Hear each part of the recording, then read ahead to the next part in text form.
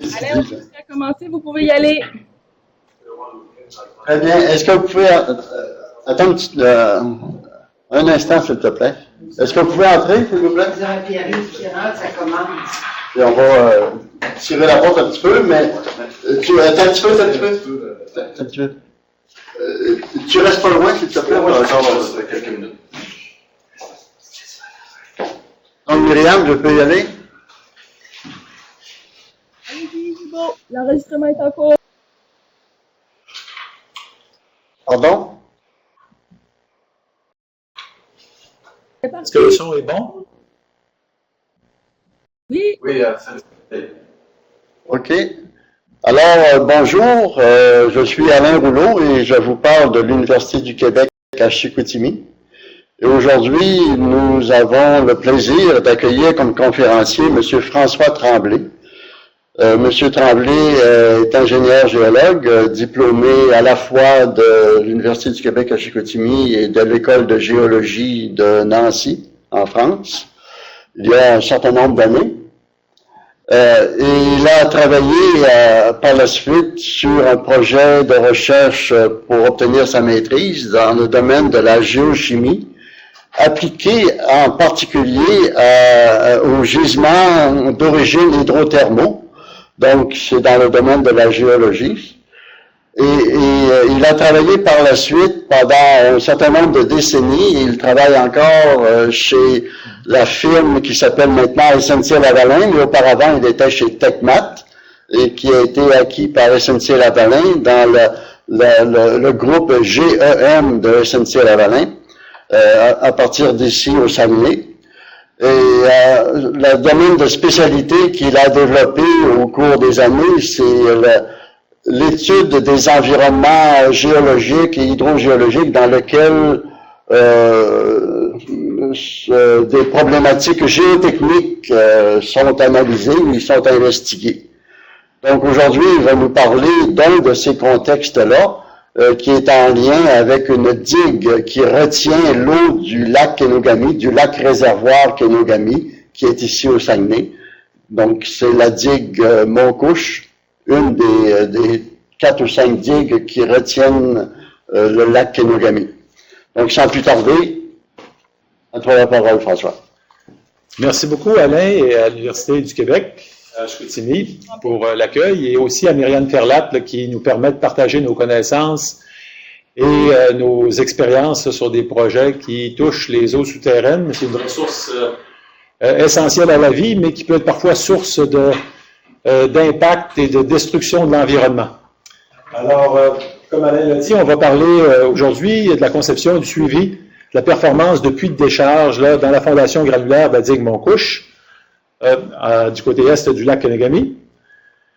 Alors, le plan de présentation, on va faire une mise en contexte et ensuite, on va parler aussi des justifications du projet.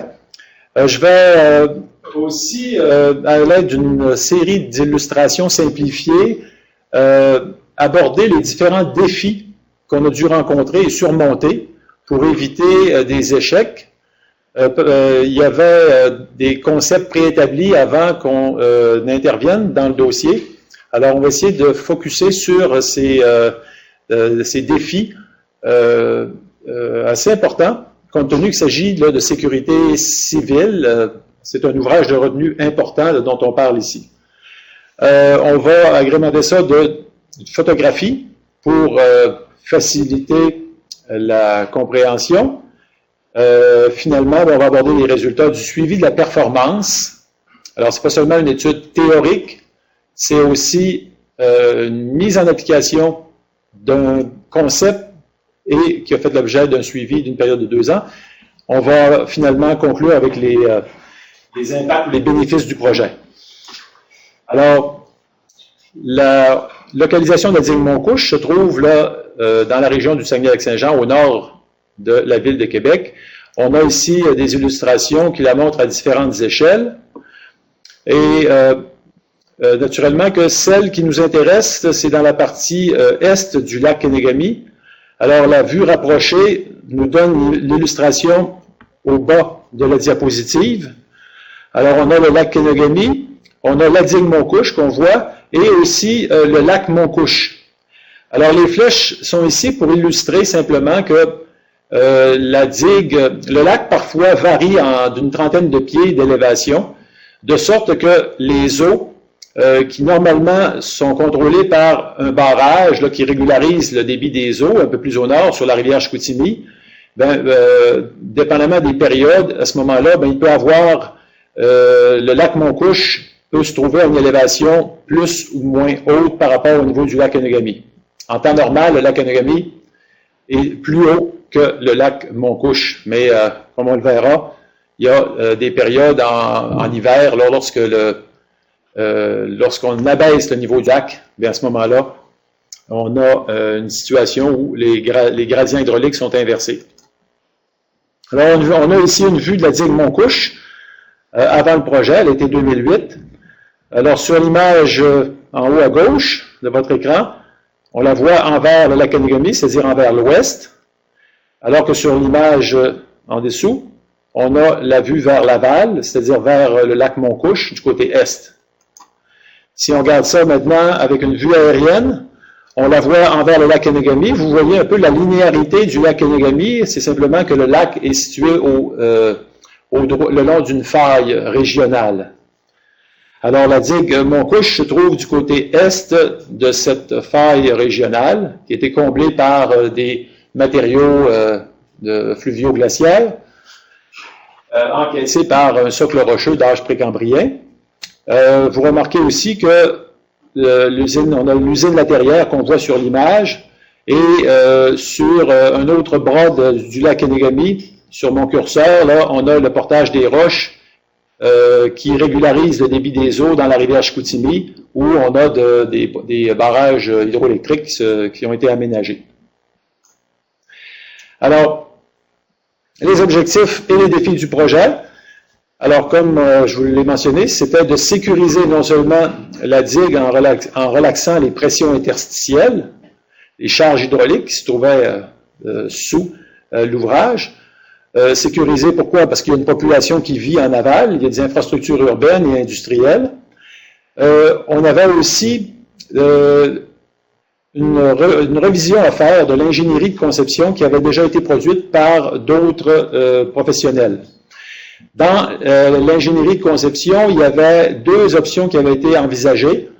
La première, par tranchée drainante superficielle, et la seconde, avec des puits de décharge plus profonds que la tranchée superficielle, mais peu profonds comparativement à l'épaisseur de sédiments qui sont encaissés dans la vallée glaciaire.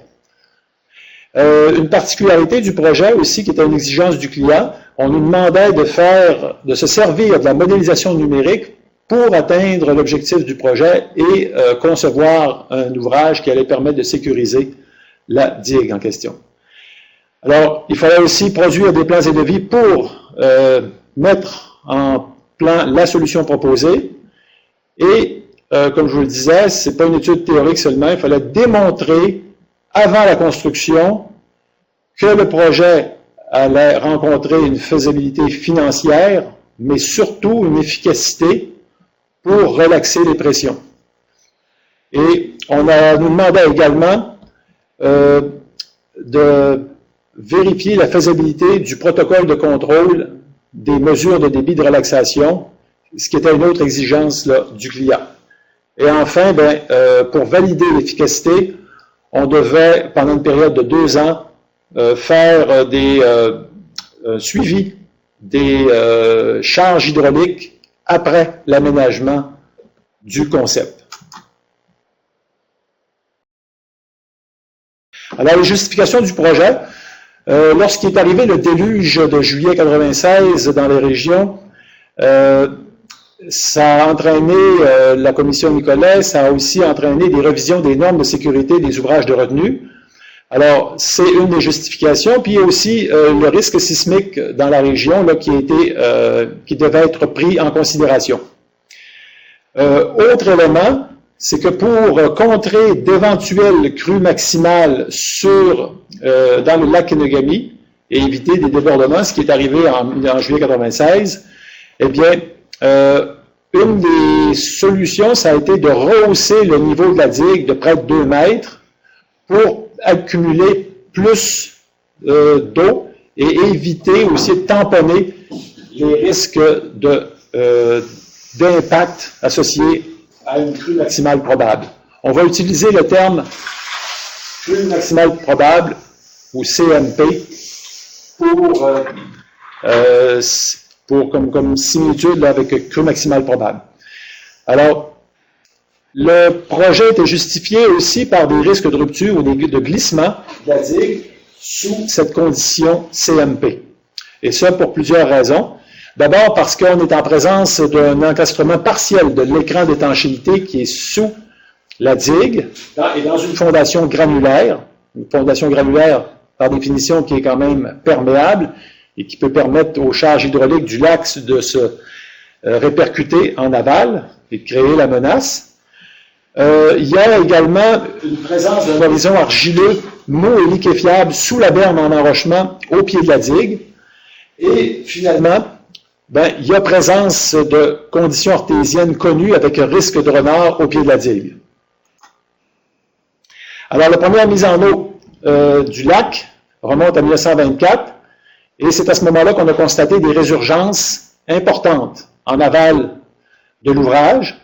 Il y a eu des ajouts de mesures de stabilisation, dont une berme en enrochement. Et depuis, il y a eu de nombreuses études géotechniques pour caractériser le site et sa stabilité.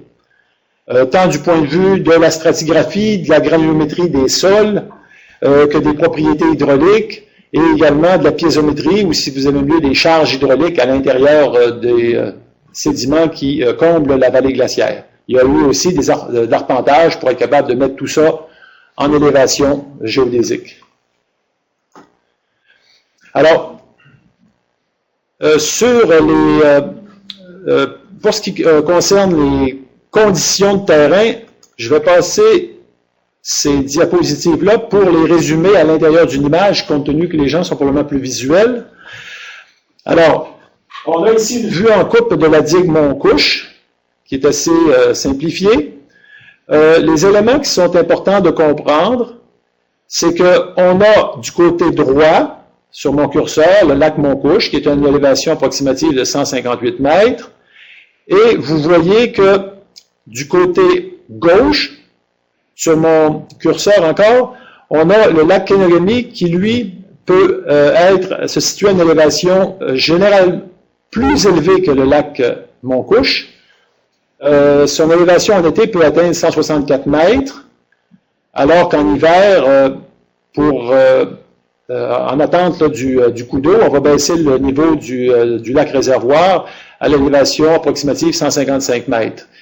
Ce qui est le projet ici, c'est que la crue maximale probable entraînerait projet de rehaussement de la digue, de telle sorte que l'élévation de l'eau, au lieu, passerait de 164 à 166 mètres en cas de crue maximale probable.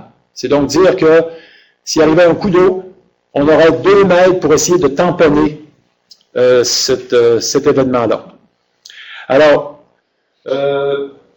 on a sur mon curseur la digue en question, qui a à peu près 9 mètres de hauteur, et il y a un mur de béton qui est confiné par des matériaux granulaires, et sous l'axe de ce mur-là, on a un écran d'étanchéité partielle qui est constitué d'un rideau de pale-planche.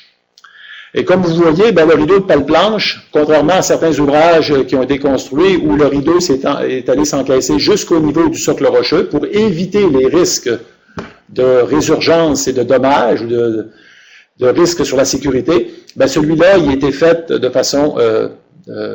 c'est un encastrement partiel. Alors, dans les matériaux qu'on retrouve sur le terrain, sous la proximité de la digue, ce sont des sables, des graviers avec des traces de cils qui sont mal triés et qui ont une perméabilité variable. Donc, une des particularités, c'est que les charges en aval ne sont pas toutes dissipées. jusqu'au niveau du lac Montcouche, mais on retrouve des élévations, des charges qui correspondent à environ 160 mètres, soit à peu près 2 mètres plus haut que le niveau du lac Montcouche. Je vous mentionnais tout à l'heure qu'il y avait des sols mous et liquéfiables. Ben, c'est la couche de silt argileux qu'on retrouve par-dessus les dépôts de granulaires, la fondation granulaire, et à la base du lac Montcouche. Un petit détail aussi sur lequel j'attire votre attention. Il y a un petit castor ici et il y a des fils de télécommunication. Simplement pour vous dire que ce projet-là est dans un milieu isolé et qu'il n'y a pas de courant électrique ni pompage qui était prévu. Donc, tout devait se faire de façon gravitaire, c'est-à-dire que les charges hydrauliques qu'on voulait dissiper, les fameux 2 mètres, devaient se faire de façon gravitaire, sans l'usage de pompes. Alors, c'était un défi assez particulier. Ça demande une efficacité, un très haut degré d'efficacité des ouvrages de relaxation de pression. Pourquoi le petit castor? C'est que c'est un autre défi, c'est un autre problème potentiel là, qui a été rencontré lors de notre cartographie de terrain. Et vous allez vous apercevoir finalement un peu plus tard que les castors peuvent obstruer certaines petites digues qui permettent l'accès au barrage et qui peuvent naturellement créer certains rehaussements partiels du niveau du lac Montcouche, chose qui peut avoir un impact sur les refoulements et le colmatage des ouvrages tels que c'était prévu initialement. Alors, simplement si je remonte en termes de localisation, alors les fameuses digues de castor se situaient sur un chemin qui passe près du fil de l'eau du côté est du lac Montcouche. On va voir des photographies un petit peu plus loin.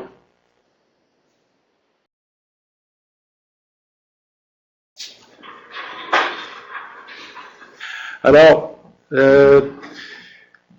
simplement pour vous dire ici que le niveau du lac, il fluctue d'une trentaine de pieds. Et ça se fait généralement à la fin de l'hiver, avant le début du printemps et des crues, qu'on va abaisser le niveau du lac. Alors, vous comprendrez que ça peut entraîner à certains moments des élévations du lac qui soient plus basses que le lac Montcouche et des risques, naturellement, de refoulement des eaux du lac vers les éléments drainants qui sont à aménager. Alors, au niveau de l'étude et de la révision de la conception qui avait été établie par d'autres, les principaux éléments à retenir, c'est qu'on a une crue maximale probable de plus 2 mètres par rapport à la condition d'avant-projet.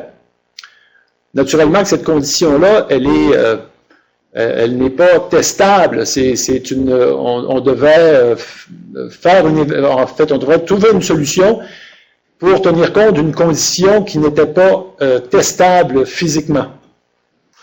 Et on devait présenter et démontrer la performance anticipée du concept avant et après la construction.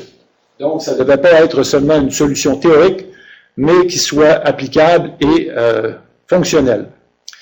Alors, si je reviens sur les concepts antérieurs, c'était l'amélioration de la tranchée drainante en place, ou encore des puits de décharge avec des crépines en acier inoxydable sur toute la hauteur de l'horizon qui était vulnérable au glissement. Je vous rappellerai que l'horizon de sol mou et liquéfiable, le fameux silt argileux dont on parlait tout à l'heure dans le fond du lac Montcouche, l'élévation ou la profondeur à laquelle cet horizon-là se trouvait, c'était dans l'horizon, grosso modo, 0,20 mètres. Okay? Donc, quand je réfère 0,20 mètres, je parle de la profondeur par rapport à la surface du terrain.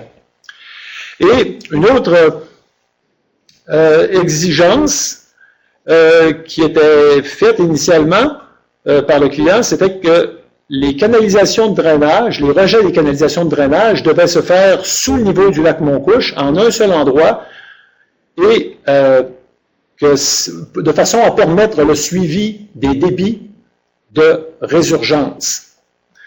Naturellement que au niveau de la conception, on comprend bien qu'il y a un élément de protection contre le gel là, qui était visé par cette exigence-là.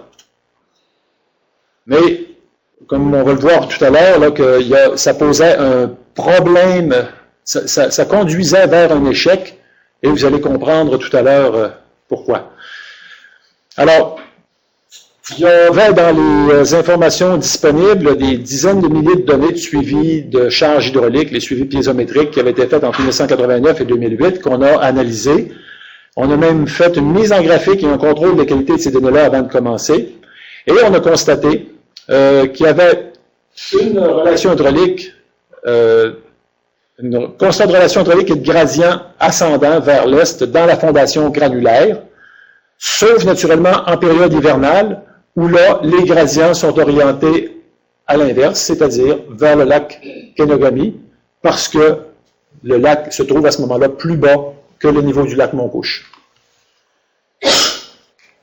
Alors, on a fait dans la chronologie des activités qui nous ont mené à la réalisation du projet, on a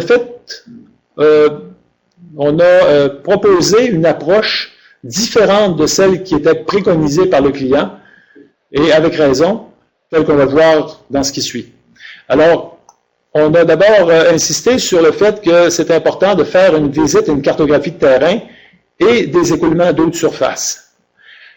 Ce constat, c'est les constats qu'on a qui ont permis d'être identifiés au terme de cette visite-là. C'est justement la présence de castors et d'obstructions sur les ponceaux aval du lac Montcouche, avec la possibilité d'une hausse maximale d'environ 30 cm, c'est-à-dire l'élévation des chemins par rapport au niveau du lac.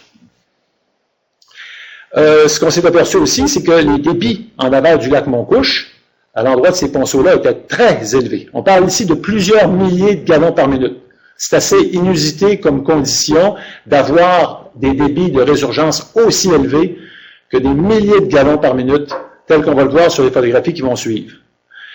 Par contre, directement en aval de la tranchée drainage de la digue, de l'enrochement de la fameuse digue Montcouche, les débits étaient très, très faibles.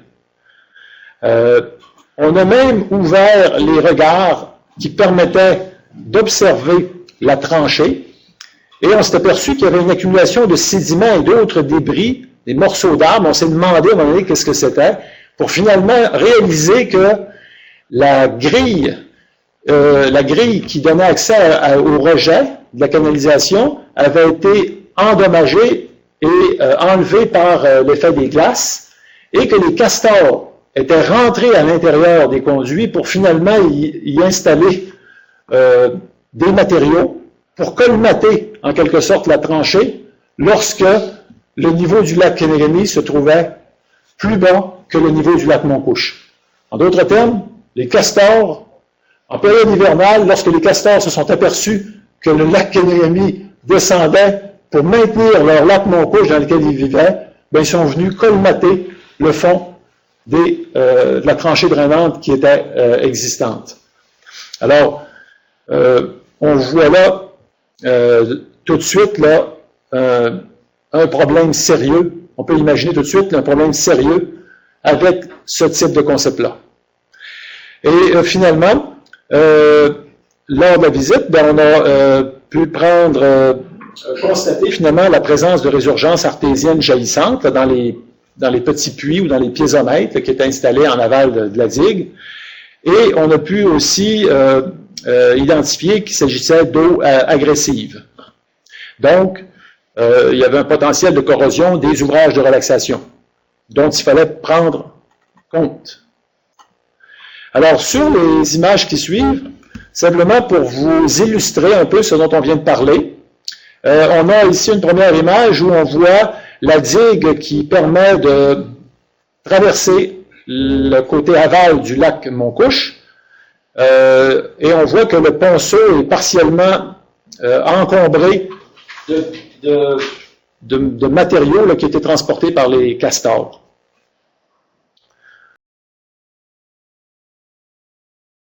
Une autre photo qui nous montre ici l'importance des débits d'écoulement en aval du lac Montcouche. Et si vous remarquez, vous allez noter que les eaux sont particulièrement claires et très froides, typiques d'eau souterraine. En plein été, normalement, les cours d'eau de surface sont relativement chauds, baignables. Mais dans ce cas-ci, c'était des eaux très, très froides et très limpides. Et ça, c'est caractéristique des eaux souterraines.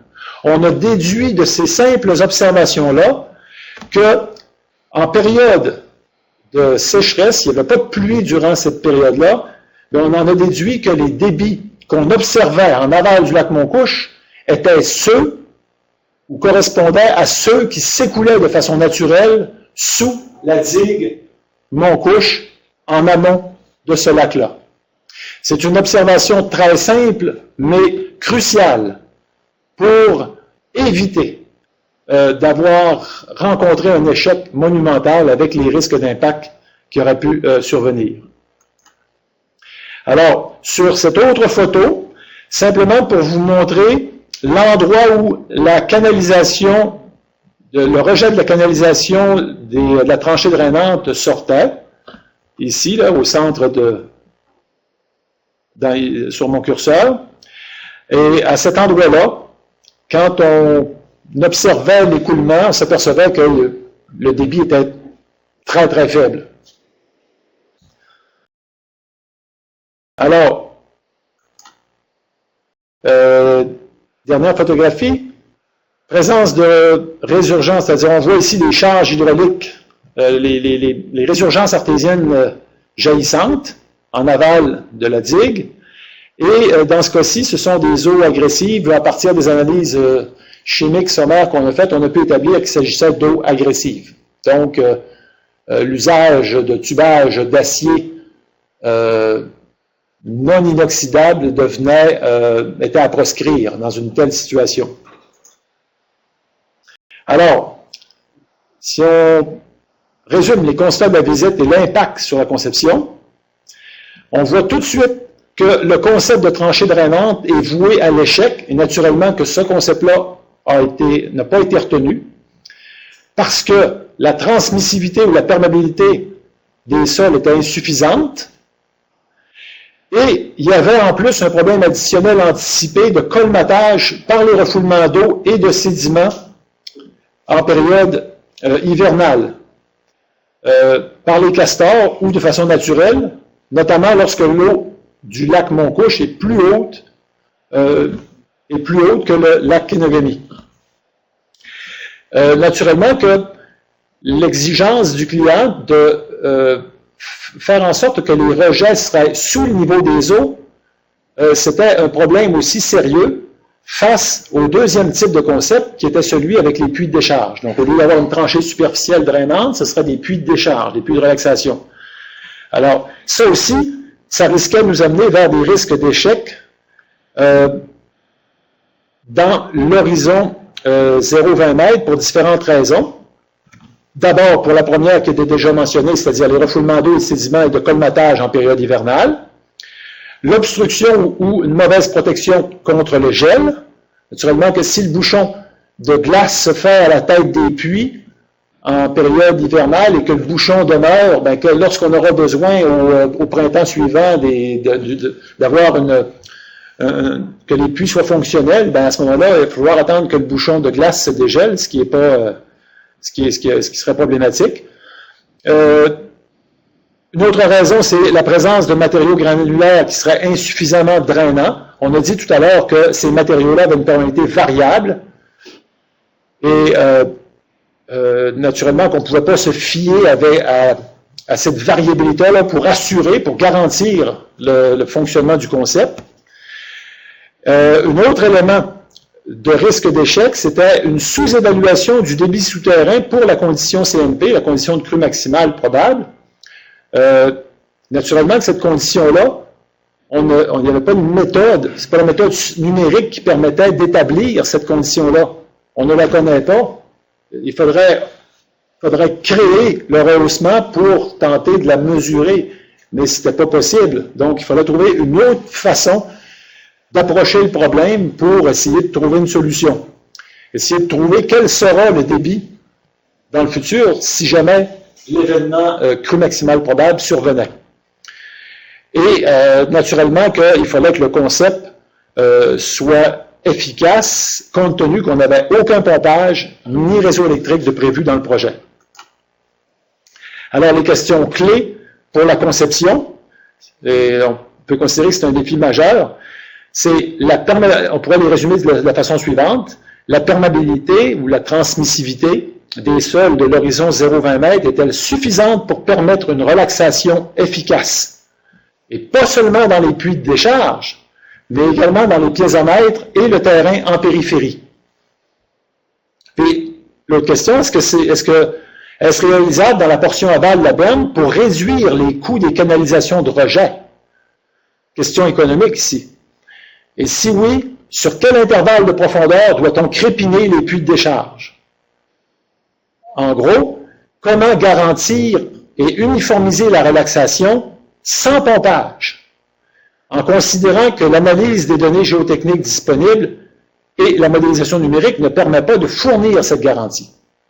Alors, il a fallu imaginer une approche différente de celle qui était préconisée dans l'appel d'offres par simulation numérique, et c'est ça dont je vais vous parler. Une approche très simple, originale, qui a été initiée par de simples observations de terrain et des déductions que vous êtes tous capables de comprendre.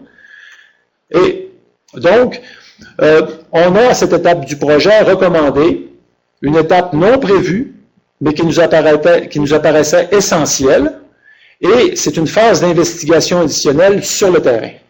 Alors, ça nous a permis de faire certains constats, que je vous résume.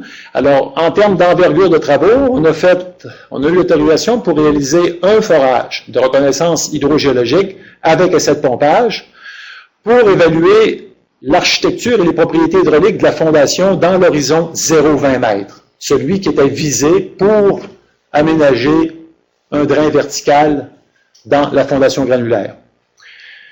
Ce qu'on s'est aperçu, c'est que la perméabilité de l'horizon en question, 0,20 mètres, était variable, mais était jugée trop faible pour relaxer les charges. Beaucoup, beaucoup trop faible. On va le voir avec un petit peu plus de détails dans les diapositives suivantes.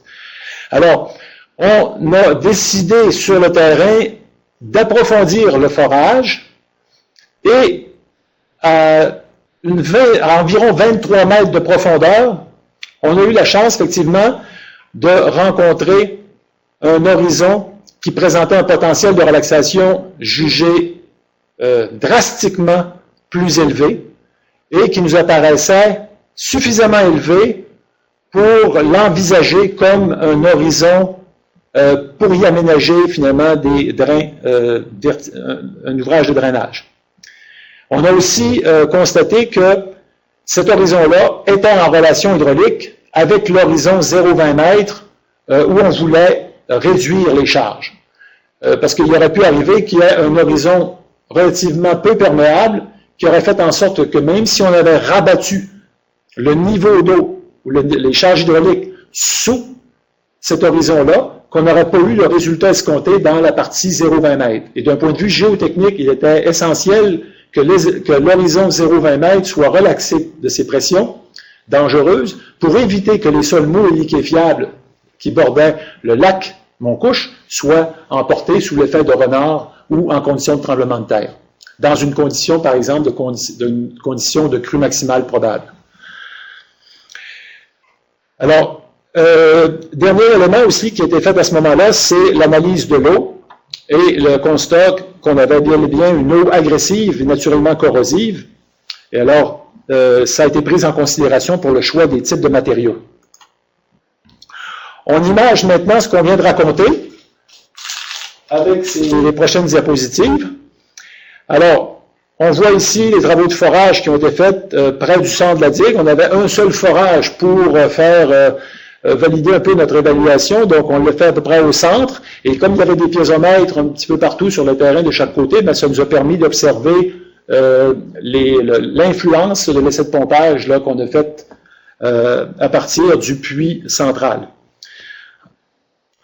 Alors, ça donne ici un état général des lieux vers l'aval sur la photo de droite.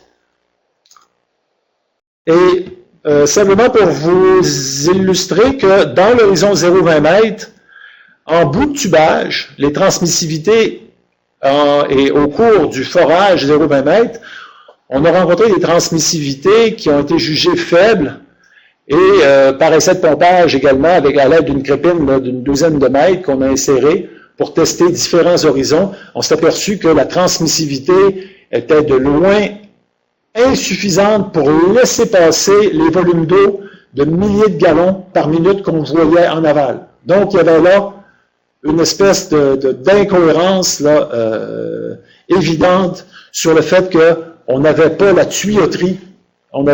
L'ouverture de la porosité de la tuyauterie était vraiment pas suffisante pour penser d'installer des ouvrages drainants dans cet horizon-là. À tout fait pratique, tout ce que ça aurait fait, c'est de réduire localement la charge hydraulique à l'endroit du puits, sans pour autant influencer l'étalement de l'influence dans l'ensemble de la vallée glaciaire. Comparativement à ça, simplement pour vous dire qu'en bout de tubage, dans l'horizon 23 mètres, on a ici un essai de pompage où on a pu soutirer simplement avec une pompe de surface près de 200 gallons par minute avec un rabattement de seulement 3 pouces à toute fin pratique. C'est indicateur d'une très haute transmissivité. Et cette transmissivité-là a été calculée également par essai de pompage dans l'essai qui a suivi.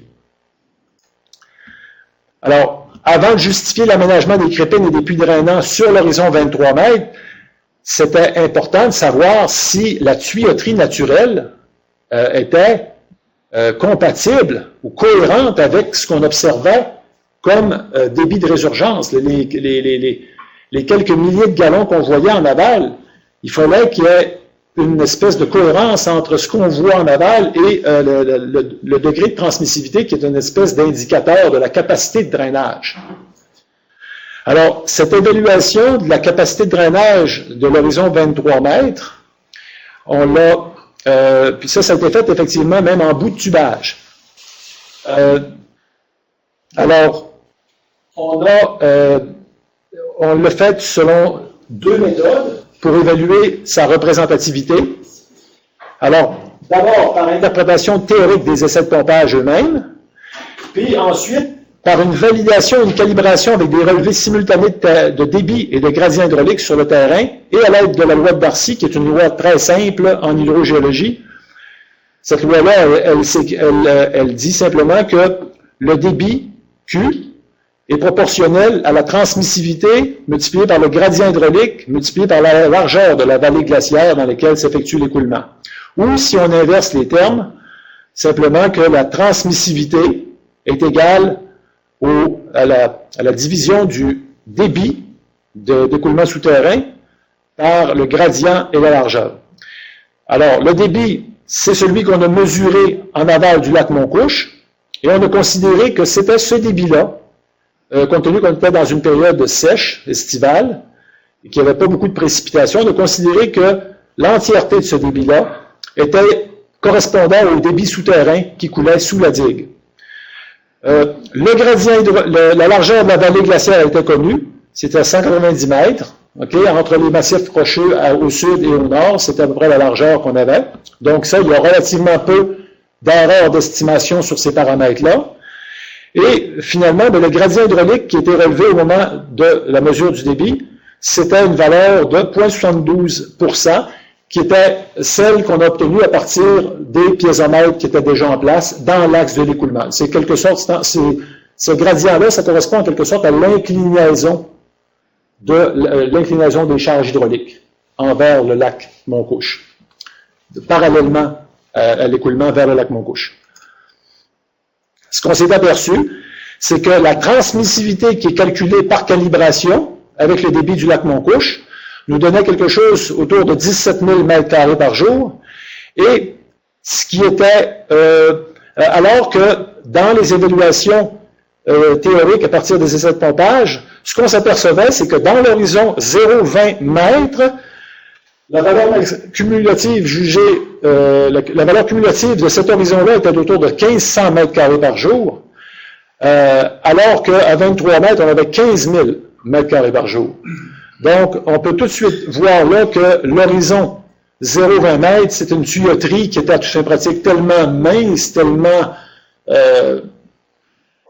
faible en termes de capacité de drainage qu'il y avait, on allait directement vers un échec si on avait fait une installation de crépinée dans l'horizon 0,20 mètres. Celle à 23 mètres ou un peu plus offrait une valeur qui était cohérente. Le 15 000 ici était cohérent avec la valeur de 17 000. Donc, une valeur cohérente avec la calibration, puis qui était jugée suffisamment élevée pour favoriser la relaxation.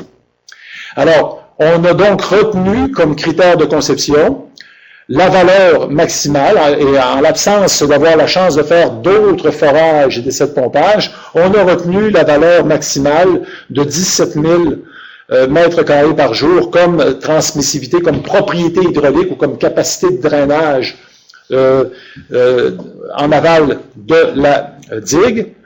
Et naturellement que c'est l'horizon 23, l'horizon qui se situe à 23 mètres et un peu plus, qui a été choisi comme horizon pour relaxer les charges, avec une crépine de 3 mètres de hauteur minimum, à partir de ce niveau-là.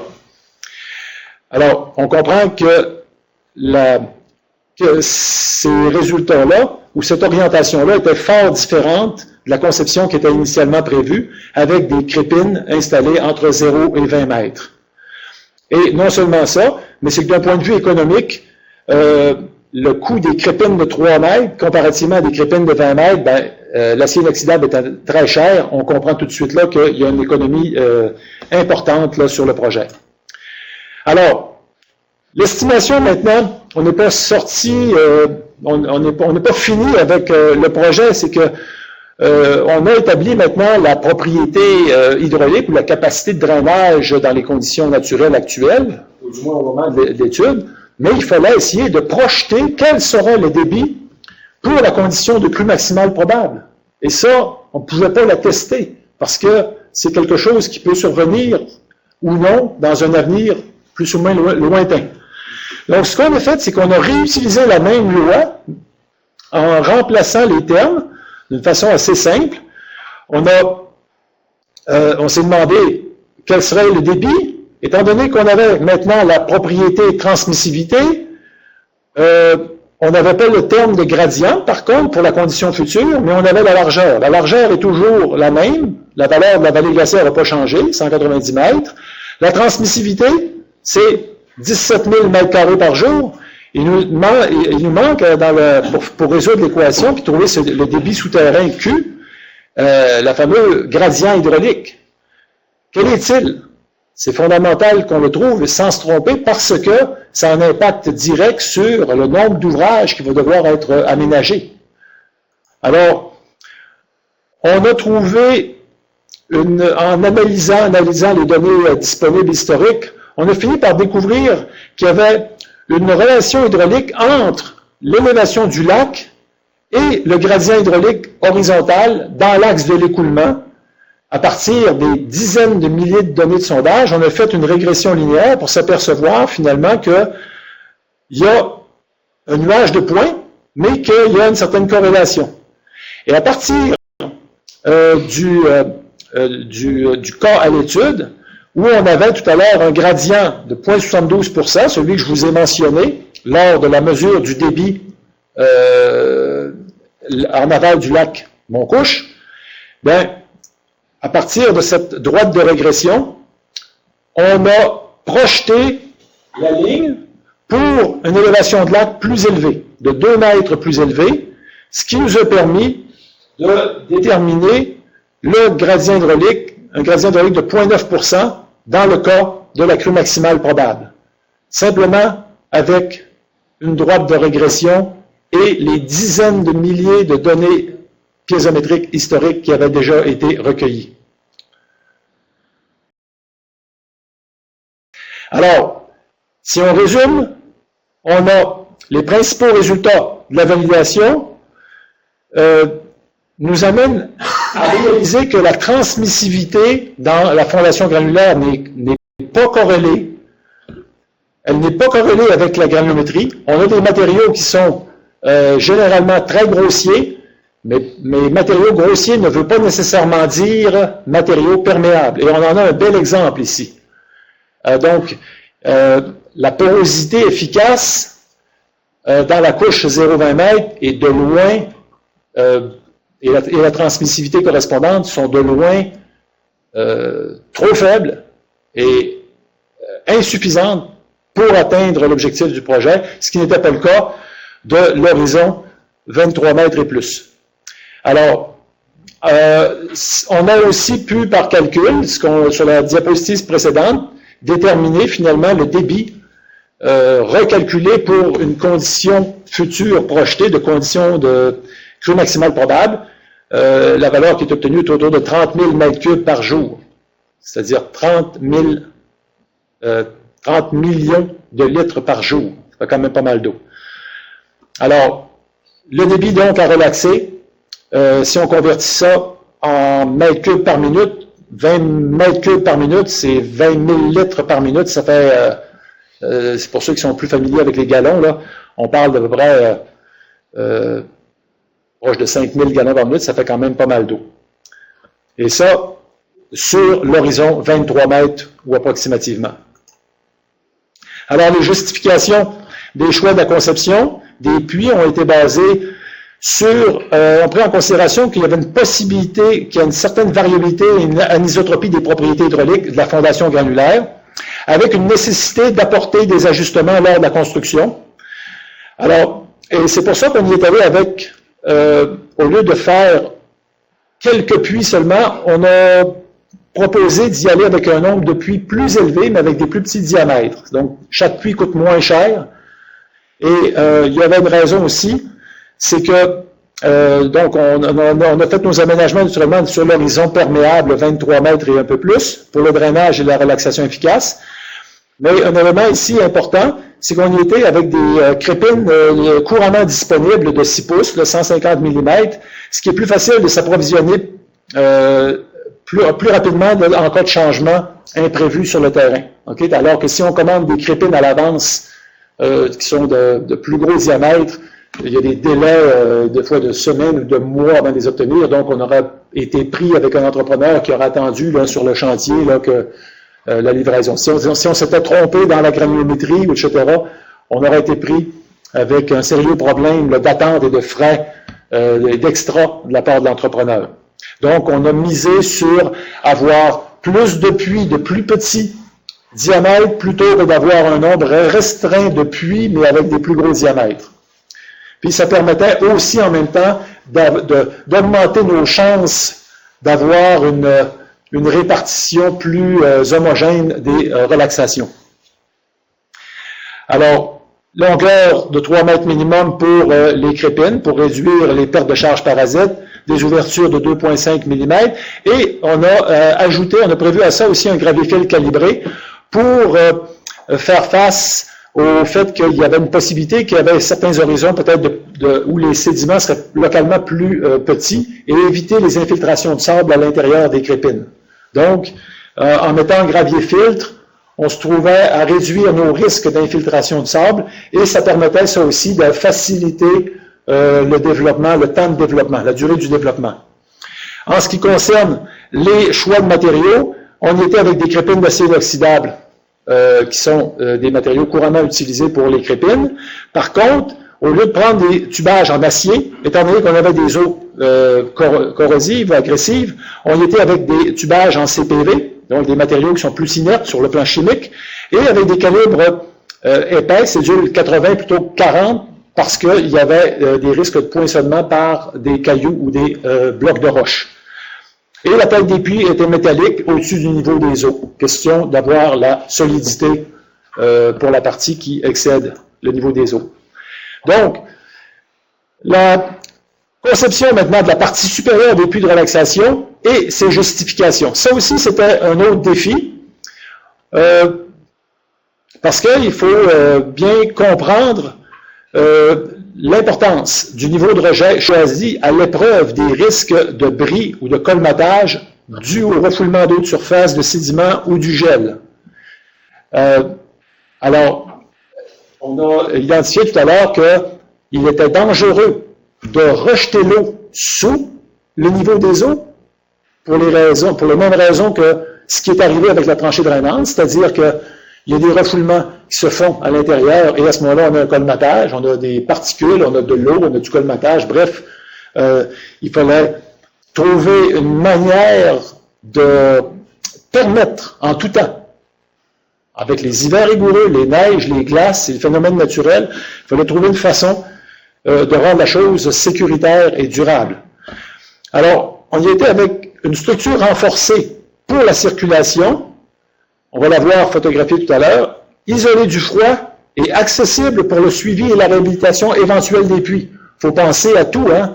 Si jamais on a des pertes de capacité, à ce moment-là, on a la possibilité de tester nos puits puis de les réhabiliter. Donc, le concept prévoyait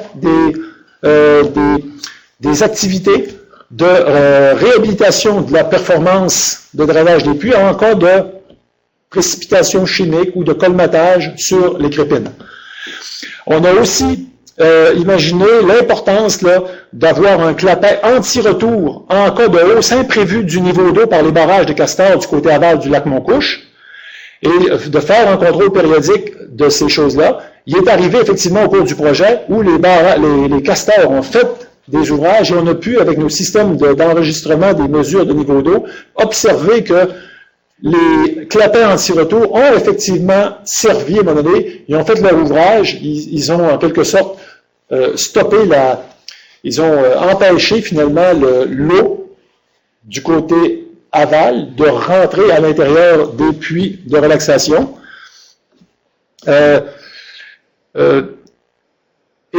Finalement, pour s'assurer que les ouvrages puissent relaxer puis décharger leurs eaux de façon sécuritaire, on a prévu un enrochement périphérique jusqu'au lac Montcouche, entre les puits, de façon à assurer le drainage sous la ligne de gel et éviter que les embâcles de glace viennent obstruer la décharge des puits. On va voir maintenant, sous forme d'image, ce à quoi ça ressemble.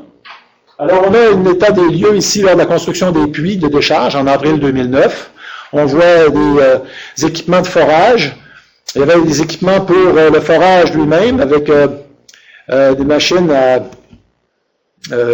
assez performantes. Et il y avait des machines à câble pour permettre l'installation des crépines et le montage des drains verticaux. Alors, on voit naturellement les conditions de glace qui peuvent se créer. Naturellement que la distance qui a été choisie était assez proche du rebord du lac Montcouche et en aménageant des matériaux, de l'enrochement finalement pour s'assurer que l'eau qui puisse rejaillir de la tête des puits, qui a été choisie tout juste près du niveau 168 mètres, c'est-à-dire l'élévation du niveau du lac Montcouche, tout juste à quelques centimètres au-dessus du lac, de façon à ce que l'eau qui sorte, ici, on le voit peut-être pas très bien, mais c'est le début du déversement d'eau. Donc, on est à la période charnière, près du printemps, fin de l'hiver, début du printemps, et à ce moment-là, on a les premières charges hydrauliques qui commencent à déborder tranquillement, et on voit en s'approchant que il y a un filet d'eau qui commence à déborder. Naturellement que lorsque le lac continue de monter, ce débit-là peut augmenter de plusieurs milliers de litres par minute. Donc, on a ici la margelle du puits en CPV, sur lequel va être fixée plus tard l'extension hors sol, la partie hors sol en métal, qui va traverser une espèce de structure renforcée. Alors, on a sur la photo du haut l'image, une fois l'illustration des ouvrages une fois terminée, où on voit que on a des tubes hors sol qui sont raccordés au puits, et pour permettre l'accès, on a une espèce de couvercle isolé qui permet d'accéder à l'intérieur. C'est comme une espèce d'igloo, et l'eau qui sort peut, elle, se drainer dans des matériaux rocheux avec une haute porosité à l'abri du gel. Alors, la dalle structurale, il y a une dalle structurale finalement qui était placée à chacun des emplacements qui fait en sorte que c'est comme si on avait un pont en quelque sorte là au-dessus de l'enrochement naturel, de façon à ce que on puisse permettre d'aller inspecter l'intérieur, et avec un clapet anti-retour ainsi qu'une valve de fermeture, on est en mesure de fermer ça et de tester notre puits. On peut fermer individuellement chacun des puits avec la valve de fermeture. Et le clapet anti-retour, lui, sa fonction, là, on le voit ici, c'est que si jamais les castors faisaient monter le niveau d'eau un peu plus haut en période, par exemple en période hivernale, ben, le risque de refoulement à l'intérieur des puits est éliminé. Alors, c'est un élément très important qui permet là, de garder la fonctionnalité des ouvrages. Et forcément, la sécurité en même temps. Alors, ici, une photo où on voit un téléchargement, des activités de téléchargement des données des sondes automatisées d'enregistrement des fluctuations de niveau d'eau qui ont été placées à l'intérieur des ouvrages.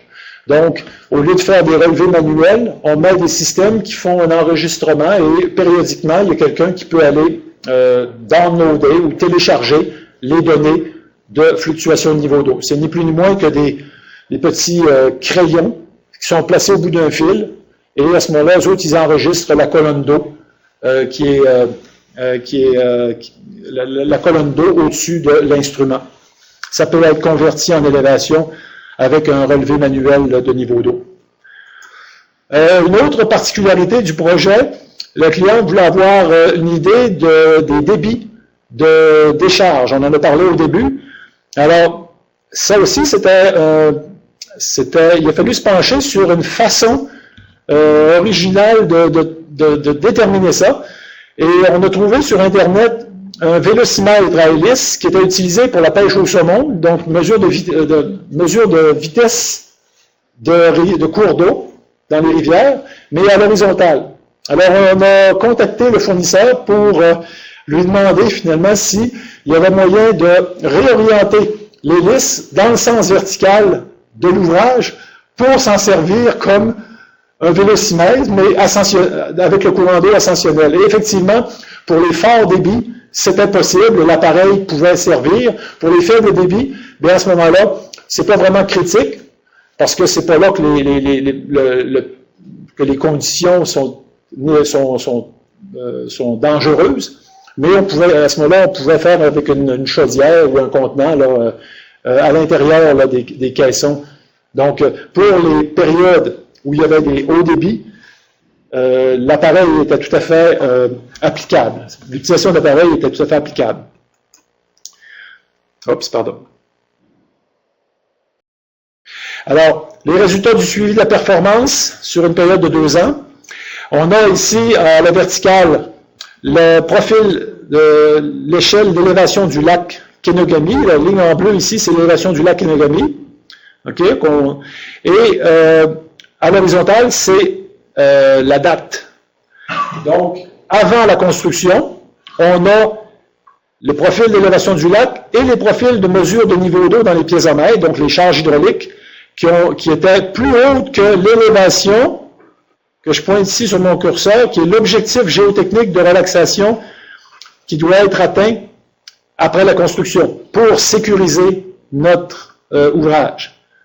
Et ce qu'on voit, c'est que avant la construction, la plupart des données de charge hydraulique sont plus élevées et donc non sécuritaires, alors que après la construction des ouvrages de drainage, on s'aperçoit que l'ensemble des données se situe sous l'objectif géotechnique pour sécuriser le projet.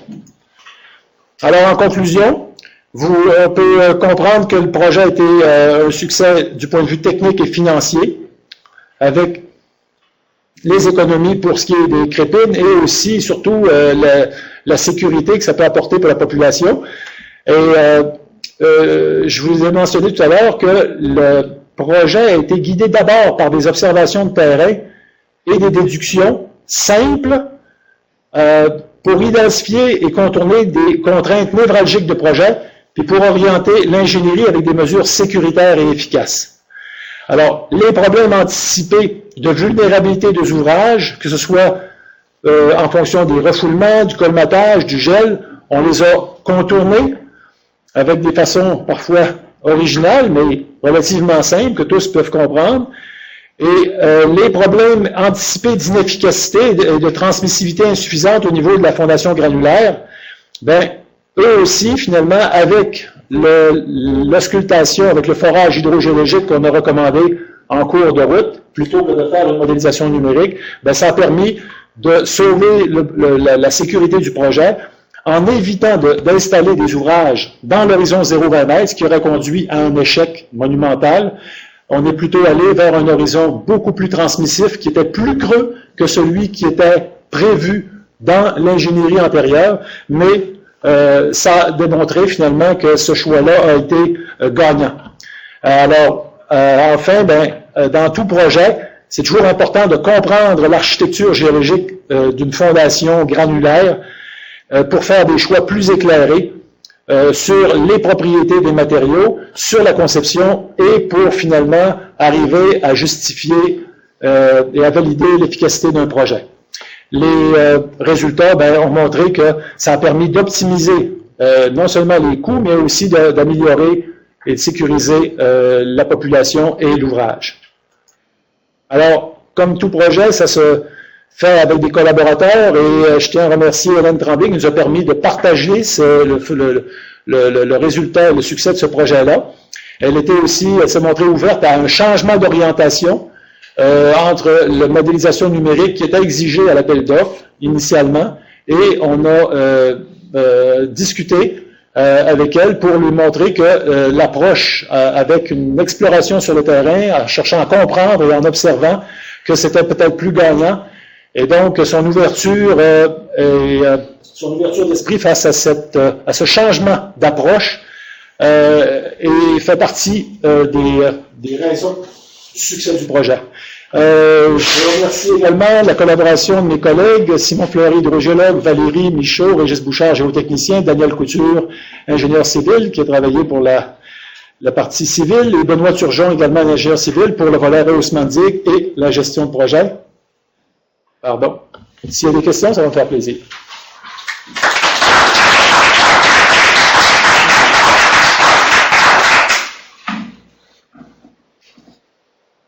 C'est ici qu'il faut aller en Bernard. Ouais.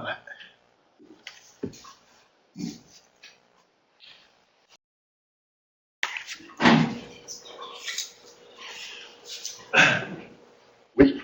Au niveau de la largeur de la digue, qui était 190 mètres, vous avez fait des mesures ponctuelles, puis vous avez mis 14 puits à différents endroits, mais avez-vous une idée de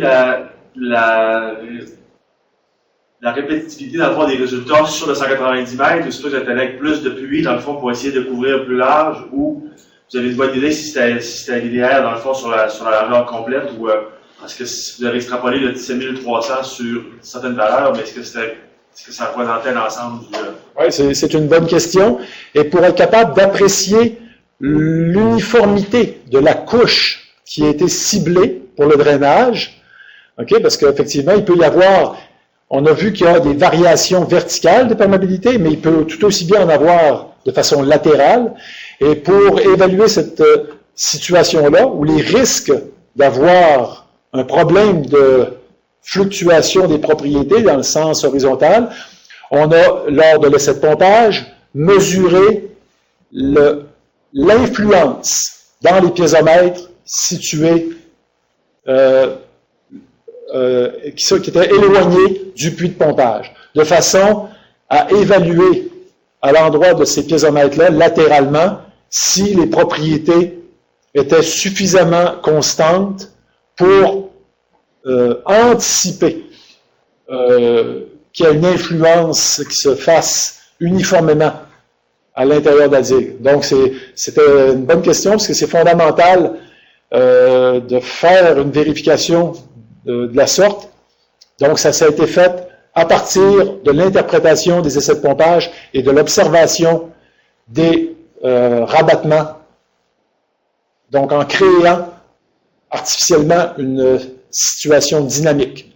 Au lieu d'observer en façon statique, les niveaux d'eau statiques, on a créé en pompant une condition dynamique, ce qui nous a permis d'interpréter la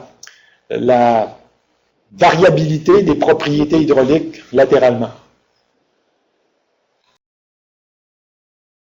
La question aussi, c'est que vous avez mis autour des crépines une matière sablonneuse pour empêcher le colmatage avec des particules plus fines. Comment est-ce qu'on peut empêcher à long terme de faire en sorte que même s'il y a un élément filtrant autour qui est le sable, que le colmatage ne se passe pas dans une surface plus grande à l'extérieur, puis que le colmatage se passe de toute façon, mais juste après plus grand nombre de jours, d'années ou de mois?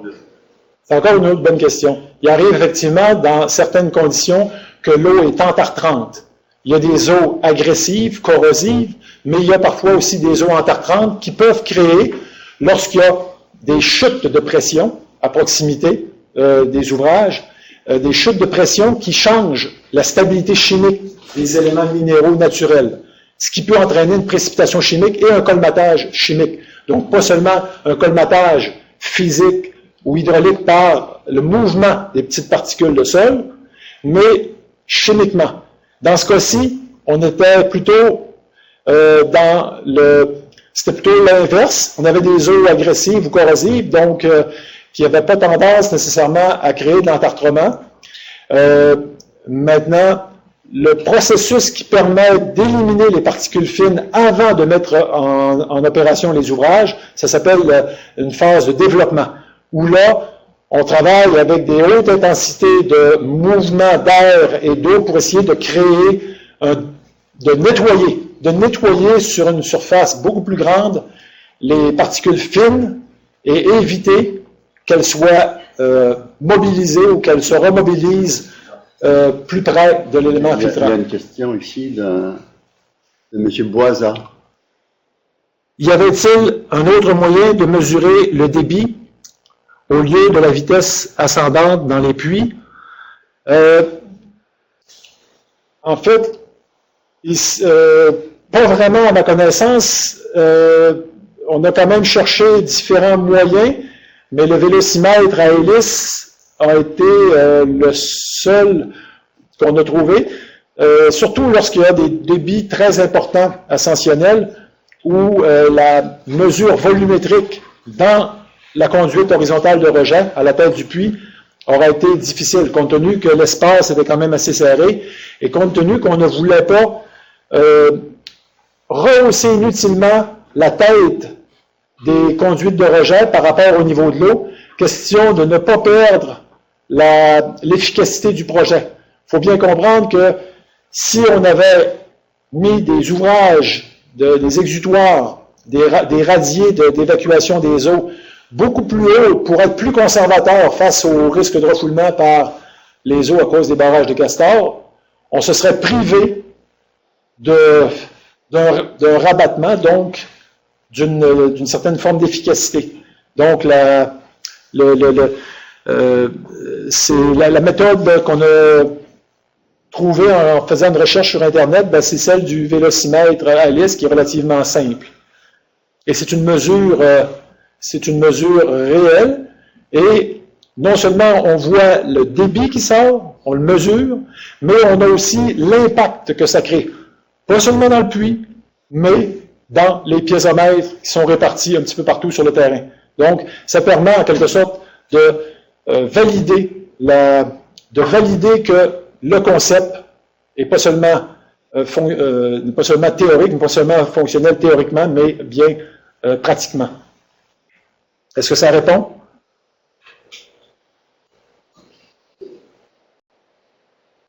Alors, est-ce qu'il y a d'autres questions? Ça répond. Oui, il y a une question ici. Moi, je me souviens pas, je suis pas certain du nom de la digue qui est à l'ouest du lac Kenogami. Je pense que c'est la digue Wiki. Oui, la digue Wiki. Est-ce que tu penses que la coupe que tu as vue à Montcouche pourrait s'appliquer sous la digue Wiki?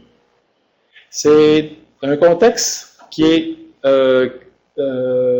sensiblement un peu moins encaissé et probablement plus complexe parce que le profil rocheux dans ce secteur-là est beaucoup plus irrégulier. Donc, l'architecture est, à mon avis, encore plus complexe. Donc, les questions de variabilité verticale et horizontale, dans ce cas-là, sont, à mon avis, amplifiées de beaucoup. Donc, là, par rapport à la question tout à l'heure, on est dans un cas où l'extrapolation ou l'évaluation de l'anisotropie des propriétés est de loin plus complexe. Celle de la digue Montcouche est dans une vallée relativement encaissée.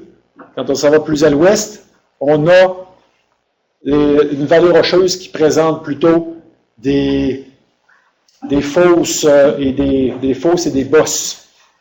Et les conditions de formation ont été ça a affecté les conditions de formation et les propriétés conséquemment. Très bien, il y a une autre question ici. Pourquoi éliminer la modélisation? Elle vous aurait permis de simuler la performance du système en cas de CMP. Le principal point, c'est que, entre autres, si on prend simplement le choix du gradient hydraulique, on a trouvé une relation assez simple entre l'élévation du lac et le gradient et les dizaines de milliers de données de charge hydraulique qui avaient été mesurées au fil du temps.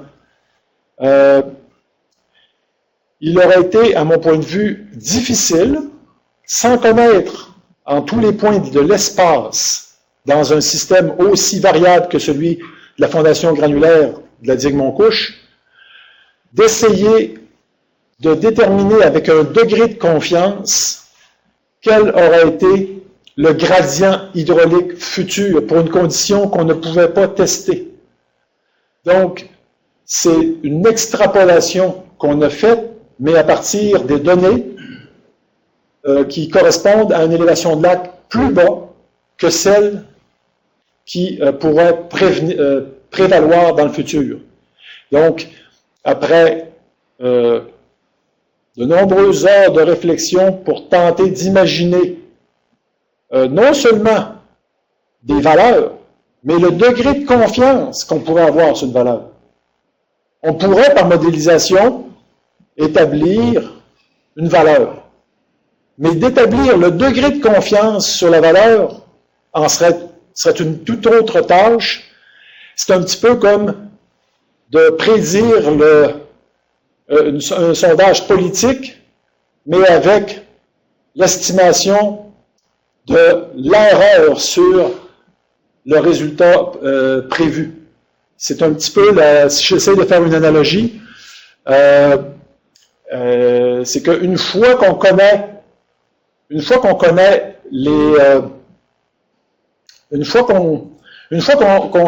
le résultat et que ça a fonctionné, oui, à rebours, on peut utiliser la modélisation numérique. Mais dans ce cas-ci, ce qui a guidé l'ingénierie, ce sont des lois simples, ce sont des observations simples, ce sont des déductions simples que tout le monde peut comprendre, sans avoir à passer par une simulation numérique ou une modélisation numérique qui, elle, pour lesquelles on n'a pas nécessairement tous les paramètres de propriété hydraulique en tous les points de l'espace. C'est invraisemblable d'avoir toutes ces informations-là. Si on était capable d'avoir les propriétés hydrauliques dans tous les points d'espace, oui, on pourrait faire une simulation numérique. Mais dans des cas, dans ce genre de situation-là, la condition, la répartition des pertes de charge à l'intérieur de l'ouvrage devient très difficile, très ardue. Je pense qu'on va devoir arrêter maintenant, avant d'aller trop loin dans les sondages politiques et leur degré d'exactitude. Il y a une question qui s'en vient. Monsieur Cardinal. Donc, OK. Donc, on va donner des réponses assez rapides parce qu'il va falloir terminer. Il y a une question ici dans l'auditoire, puis il y a une question de M. Cardinal aussi après. Ça peut être assez bref, je me questionne. La réponse. Par rapport à, comme la réponse, par rapport à l'agressivité, on parle d'eau agressive, mais vu les volumes qui sont sortis, j'aurais tendance à penser que c'est une eau au contraire très diluée, entre autres l'eau du lac Kenogami, particulièrement, ça pourrait être la source principale. Là, on voit qu'il y a une forme d'agressivité de l'eau, c'est ce que vous pouvez nous en dire plus sur l'agressivité. Oui, bien, quand une eau n'a pas beaucoup d'éléments minéraux qui peuvent tamponner, si on n'a pas beaucoup de calcaire ou ces choses-là, à ce moment-là, des eaux très peu minéralisées peuvent vite devenir agressives. C'est principalement l'oxydation. Hein? C'est principalement l'oxydation, là, Oui, la faible minéralisation, la pureté des eaux peut faire rapidement basculer leur agressivité à la hausse. Une autre question. Considérant l'efficacité du système observé, croyez-vous que l'espacement, donc le nombre de puits, aurait pu être moindre si effectivement on avait eu la possibilité dans le projet de faire beaucoup plus d'investigations de forage hydrogéologique, d'essais de pompage, d'installation de puits et d'essais de pompage? Oui. Maintenant, on a eu la chance de faire un seul forage et puis d'essai.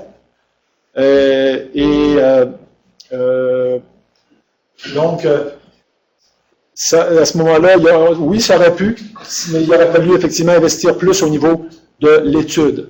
Donc, avec les délais, tout ça, étant donné qu'on n'avait pas cette possibilité-là, il a fallu mettre notre tête sur la bûche puis faire des choix. Pour les raisons là aussi on faisait face à toutes sortes là, d'incertitudes, on naviguait là, avec quand même certaines incertitudes sur les propriétés et on a choisi d'avoir peut-être un plus grand nombre d'ouvrages et des tripines de plus petit diamètre pour être capable de faire des changements rapides sur le chantier si jamais on avait besoin de réduire, par exemple, l'épaisseur des ouvertures. Ça va être des ouvertures de 250 mm, mais si on avait dû changer, là, c'est pour éviter des retards des extras de l'entrepreneur. Très bien. Merci, M. Tremblay, pour cette excellente présentation qui suscite beaucoup d'intérêt de la part de plusieurs personnes dans l'auditoire. Et merci à l'auditoire ici à Chicoutimi et merci à l'auditoire sur le web également. Donc, à une prochaine. Merci, ça me fait plaisir.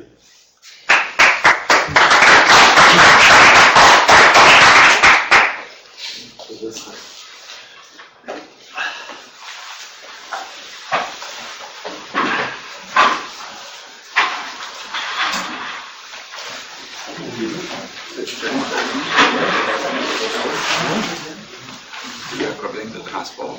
C'est dépassé, il y a Puis la piézométrie des résurgences, est-ce que Je le fais régulièrement. Plus ou moins 2 mètres. Hors sol. Non dissipé. Et